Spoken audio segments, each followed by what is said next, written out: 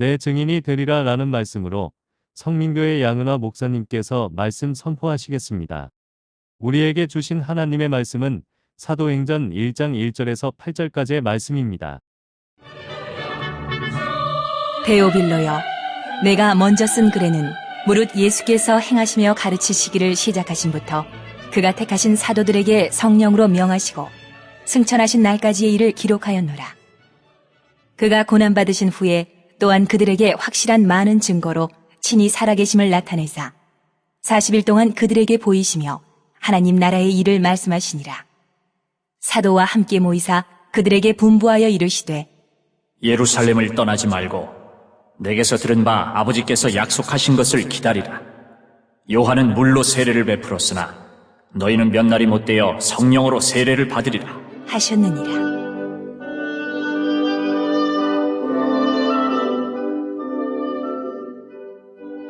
그들이 모였을 때에 예수께 여쭈어 이르되 주께서 이스라엘 나라를 회복하심이 이때니이까? 하니 이르시되 때와 시기는 아버지께서 자기의 권한에 두셨으니 너희가 알 바 아니오. 오직 성령이 너희에게 임하시면 너희가 권능을 받고 예루살렘과 온 유대와 사마리아와 땅끝까지 이르러 내 증인이 되리라 하시니라.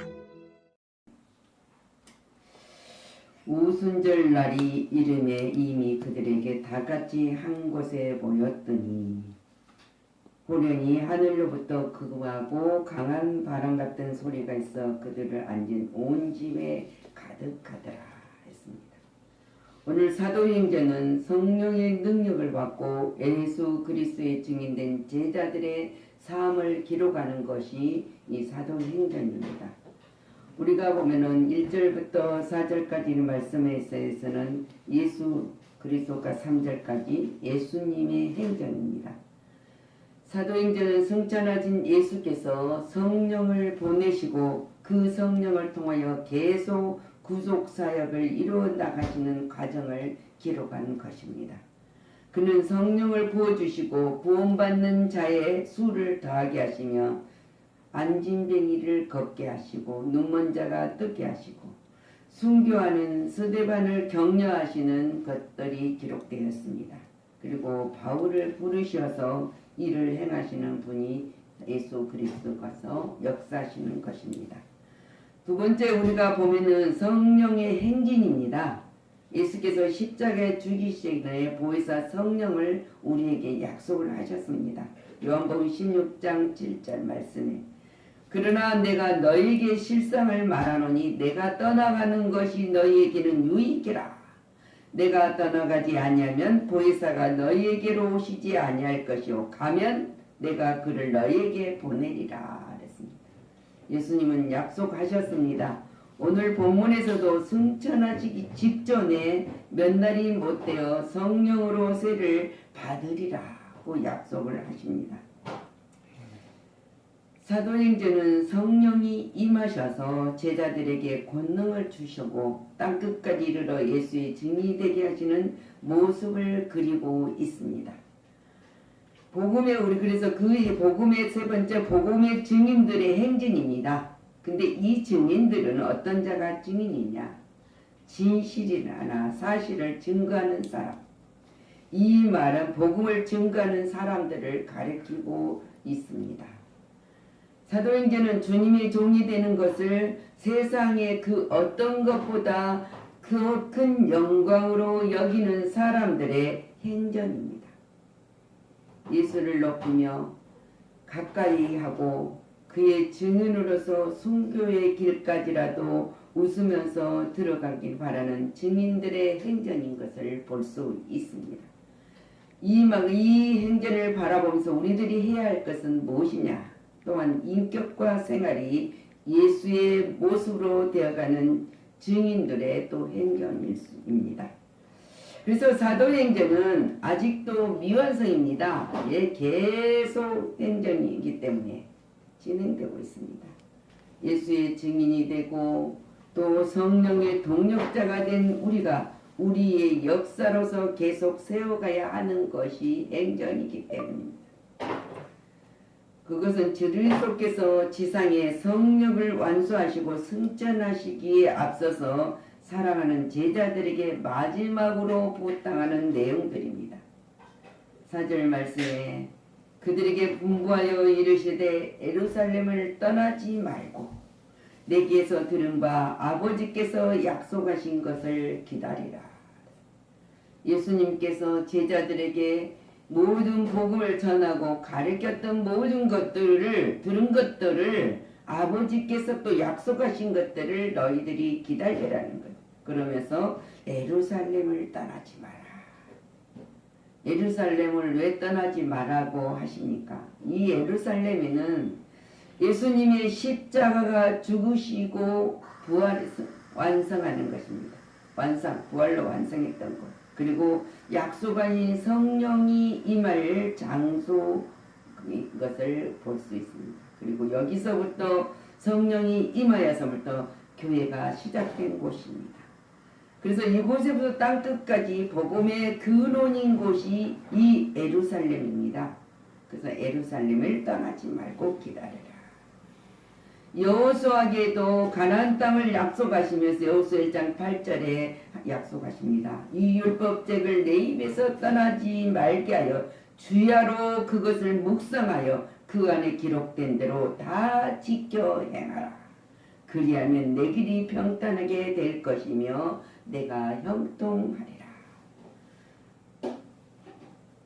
분명히 사사기 6장 16절에도 여호와께서 그에게 이르시되 내가 반드시 너와 함께하리니 내가 미디안 사람 치기를 한 사람 치듯 하리라. 미디안을 치는데 한 사람을 때려서 치는 것처럼 하나님이 함께하신 능력이 역사가 있겠다는 것입니다. 함께하시면. 그래서 오늘 5절 말씀에도 요한은 물로 세례를 베푸으나 너희는 몇 날이 못되어 성령으로 세례를 받으리라. 요한 사도가 아니라 세례 요한은 물로 세례를 줘서 예수님의 증거를 했습니다. 근데 주님이 오시면 내 뒤에 오신 분은 성령으로 세례를 줄 것이다. 했던 그 성령의 세례를 우리가 받았던 이스라엘 백성들이 받았더라면 얼마나 좋았겠습니까? 근데 오순절에 남아있는 사람은 120명밖에 없었던 것을 볼 수 있습니다. 성령 세례를 받으라. 성령 세례를 받아야만 하나 될 수가 있습니다. 갈라디아서 3장 27절 말씀에 누구든지 그리스도와 합하기 위하여 세례를 받는 자는 그리스도로 옷 입었느니라. 우리가 교인이 되는 절차가 아니라 예수님과 하나 될 수 있는 절차가 세례입니다. 세례는 함께 죽고 장사 지내고 부활하고 승천, 그것을 아는 자, 그것이 바로 그리스도의 옷을 입는 자다. 의의 옷을 입는 자가 되어야만 하나 된 성령의 세례를 받는 자는 이 옷을 입고 확신의 구원의 역사가 있어야 된다. 누가복음 4장 18절에 말씀하시기를 주의 성령이 내가 임하셨사오니 이는 가난한 자에게는 복음을 전하게 하시려고 내게 기름을 부으시고 나를 보내사 포로된 자에게 자유를 눈먼 자에게 다시 보게 함을 전파하여 눌린 자를 자유롭게 하였다. 예수님을 보내셔서 이 사건은 일어난 것처럼 우리에게 눈멀었던 우리가 눈이 뚫리고 우리가 포로된 자가 자유를 얻었고 그래서 모든 것이 눌린 자가 자유롭게 되었다. 우리는 그것을 믿고 생각했던 그리고 그는 예수님과 하나 되는 사건이 있어야 됩니다. 에베소서 4장 4절에 몸은 하나요 성령도 한 분이시니 이와같이 너희가 부르심의 한 소망 안에서 부르심을 받았느니라. 우리는 하나 되는 것 가운데서 예수 그리스도 안에서 부름을 받는 자, 그 자라는 것, 그것을 믿는 자가 복되도다. 오늘 8절 말씀에 오직 성령이 너희에게 임하시면 너희가 권능을 받고 예루살렘과 온 유대와 사마리아 땅 끝까지 이르러 내 증인이 되리라 했습니다. 증인이 되리라. 성령이 너에게 임하시면 권능을 받게 된다는 것입니다. 바로 구원을 가져다 주는 능력입니다. 로마서 1장 16절 말씀에 내가 복음을 부끄러워하지 아니하노니 이 복음은 모든 믿는 자에게 구원을 주시는 하나님의 능력이 됨이니라. 우리가 구원의 확신과 영생을 얻었다는 확신, 이 믿음은 하나님의 능력이 우리에게 임하여야만 이룰 수 있는 사실입니다. 이 능력이 임한 자에게는 그리스도의 증인이 되라고 부탁하신 말씀을 우리가 증거합니다. 복음의 전파자가 되고 성령 생명의 구원자가 되고 지상교회 건설자가 되려는 이 말씀을 부탁하신 말씀을 우리는 믿고 실천하는 자가 되서 믿습니다 고백하는 거예요. 그래서 땅끝까지 그러면 땅끝까지 이르게 된다 그랬지 않습니까? 히브리 6장 11절 말씀을 보면 우리가 간절히 원하는 것은 너희 각 사람의 동일한 부지런함으로 나타내며 끝까지 소망이 풍성함에 이르러. 우리는 끝까지 풍성한 소망이 풍성함을 이르렀다는 그 사실 속에 우리는 살고 있습니다. 그러면 그리스도의 증인에 대하여 우리가 생각을 해보겠습니다. 증인의 사명은 무엇입니까? 증인의 사명은 예수 그리스도를 전 세계에 증거하는 것이 그리스도인의 증언의 삶입니다.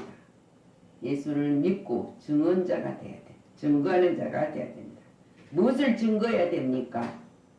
예수님의 십자가의 사건을 증거해야 됩니다. 네, 죄화물로 죽었던 우리를 살리시고 다 이루어지신 십자가를 증거해야 됩니다. 근데 그 십자가 사건을 귀로만 듣는 자들이 되지 말고 직접 보고 들어야 됩니다. 확인을 갖고 증언할 수 있는 자. 보지 않고 우리가 믿는 자가 되어서 우리는 직접 영적으로 그 사건을 십자가의 사건을 봅니다. 그리고 듣고 확실하게 확언하고 증언할 수 있는 자가 되었다는 사실을 우리는 믿으시길 바랍니다. 아멘. 그래서 고린도서 1장 18절 말씀에 십자가 도가 멸망한 자들에게는 미련한 것이요 구원을 받는 우리에게는 하나님의 능력이라 했습니다. 바로 하나님께로부터는 인격적인 힘, 능력이라. 그 능력을 우리는 받았습니다.